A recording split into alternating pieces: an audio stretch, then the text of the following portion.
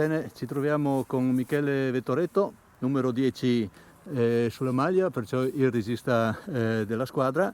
Tu verso la fine sei stato sostituito per scelta tecnica, ma in campo ti sei dato molto da fare, tant'è che insomma siete riusciti a imbrigliare questo portoghese capolista, obbligandolo a un 0-0 che insomma anche se è un punticino è pesante, insomma. Sì, sicuramente è stata una partita difficile, però l'abbiamo preparata bene durante la settimana, sapevamo che loro sono un'ottima squadra, però noi abbiamo dato il massimo come ci ha chiesto il mister e quindi secondo me il punto è meritato. Potevamo fare sicuramente di più, secondo me potevamo anche vincere, però il calcio è questo, adesso riportiamo da questo punto e andiamo avanti. Sì, perché mi è sembrato che il primo tempo sicuramente lo avete fatto migliore del secondo, avete giocato alla pari, avete preso anche un palo, però anche il Portogallo nel secondo che è venuto un po' fuori, avendo anche una rosa un po' più allungata rispetto a voi, ci è andato vicino,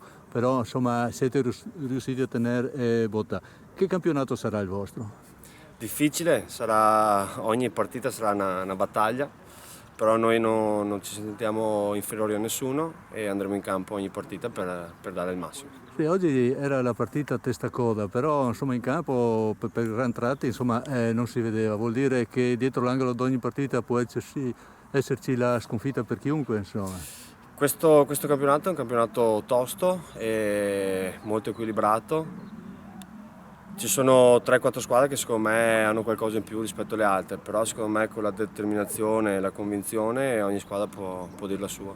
Bene, allora per chiudere, insomma, tu, ma penso anche tutti i tuoi compagni, siete soddisfatti per la partita, per la prestazione della squadra e festeggiate, insomma. Sì, sicuramente abbiamo fatto un punto, abbiamo pareggiato e quindi... Però con la capolista. Sì, certo, però è chiaro che noi vogliamo vincere, quindi Giusto, mai adesso accontentarsi. lavoreremo questa settimana per affrontare la prossima partita e cercare di vincere. Bene, grazie Michele. Grazie, arrivederci.